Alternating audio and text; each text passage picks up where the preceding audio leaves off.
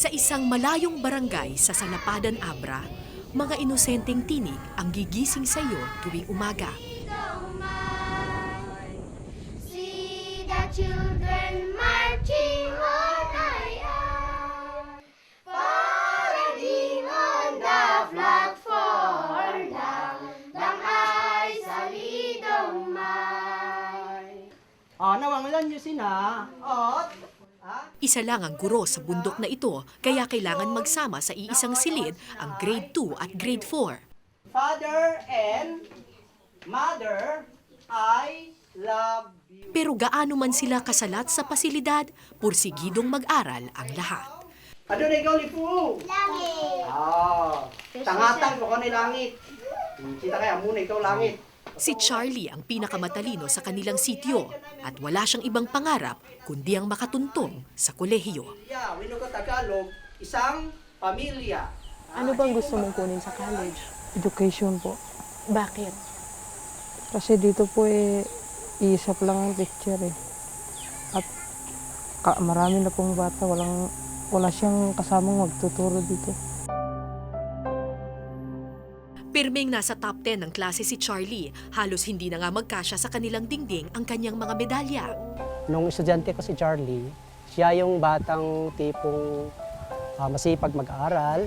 Pag may tagisan ng talino na nangyayari sa Central, nilalakad lang namin hanggang doon sa may sasakyan.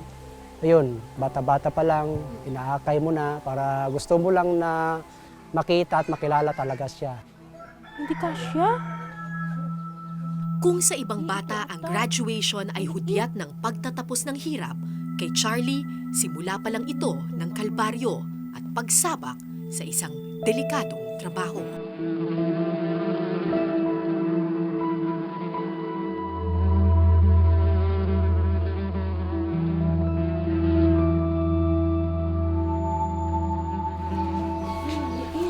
Wala pa naman ditong t-shirt si Charlie na ano.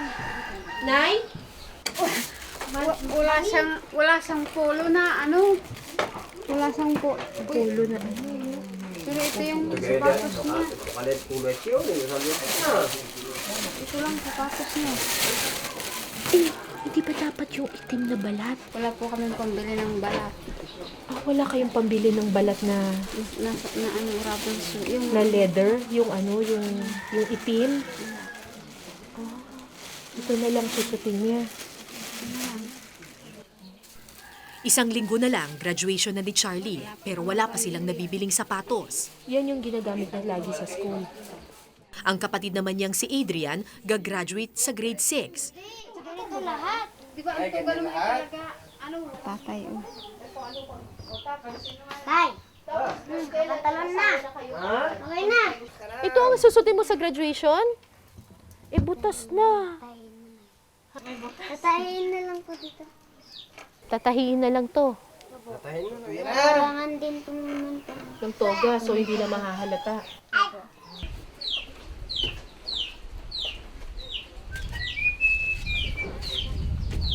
Ita, takay no kayo na. Ha? Ako yung pijangay ko sangay siyo. Tayo.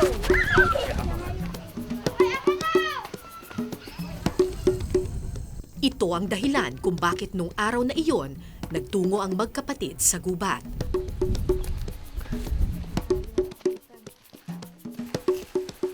Matagal ng kaugalian ng mga taga-Abra ang kumuha ng honey o pulot pukyutan. Noon daw, sagana sa matamis na pulot ang mga puno dito. Pero ngayon, sa matataas na puno na lang ito makikita. Ako yan dyan. Dati marami talagang mga honey dito, honey bee. Nung hindi pa naubos ang nara kasi sa bird feed kaya wala silang kumukuhanan ng honey. Wala na bang nara ngayon? Naubos na-bird feed na nararagari na Dati malalaking nara dyan sa taas. Dyan, naubos sa bird feed. Sandali tayo. Saan po? Ayun, maitim na yun. Ha? Ayun, sa taas. Kung may itim. Yung maitim na yung... Ayun. Dito? Oo, yung maitim na yun. Yung malapad na yung... Naharangan ng dahon konti kasi yun. Ayun! Oo, yun. Oh, sus! Ang laki!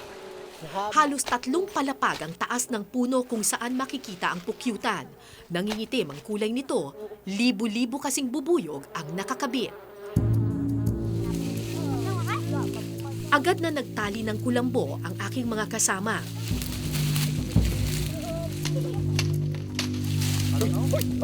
Ang iba naman, nagpaningas ng apoy. Takot daw kasi sa usok ang mga bubuyog. Yan ang ayaw na ayaw nila. So, kung ayaw mo makagat ka ng bubuyog, magtago ka dun sa likod ng usok. Okay, ito. Ah. Masakit naman sa mata, kuya. Sakit, pero hindi ka makagat. At least hindi ka makakagat. Masakit lang sa mata. Usok din ang gagamitin para mapaalis ang mga bubuyog sa pukyutan. Isang umuusok na kawayan ang gagamitin para pausukan ito. Parang tubo na ngayon. Papasok na ngayon yung usok dyan. Actually, base sa research, Spanish times pa lang kumukuha na sila ng pukyutan. Kaya mapapansin mo, hindi nagbabago yung estilo nila ng pagkuha ng beehive. Ang ginagamit pa rin nila indigenous material.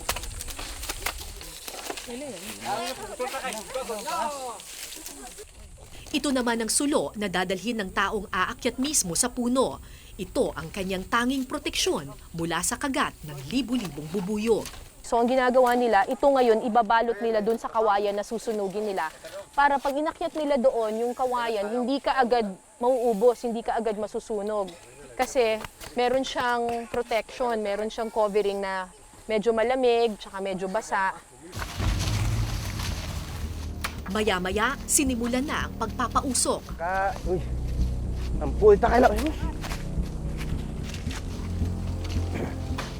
At umakyat ang naatasan sa pinakadelikadong trabaho, ang kunin ng pukyutan at harapin ang galit ng libu-libong bubuyog.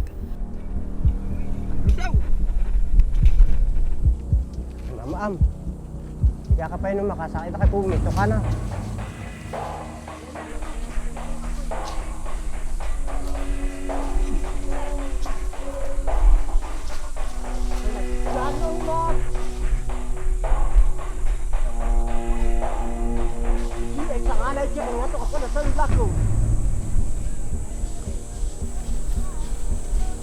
Wala pang ilang minuto, nagliparan na ang mga insekto.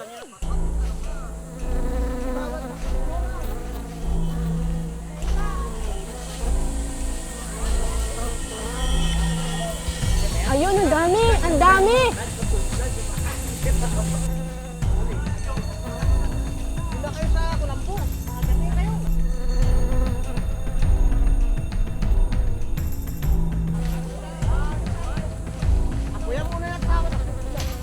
Dahil sa taas ng puno, akala ko ligtas na kami sa ibaba.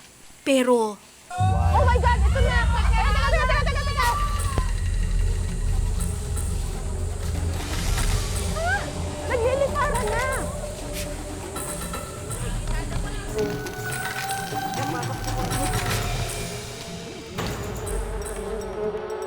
So nakikita ninyo, nagbabaan na yung mga bubuyog. Ito meron na sa likod ng t-shirt ni Kuya. Kuya, sandali. Ah! Diyos ko po! Ah!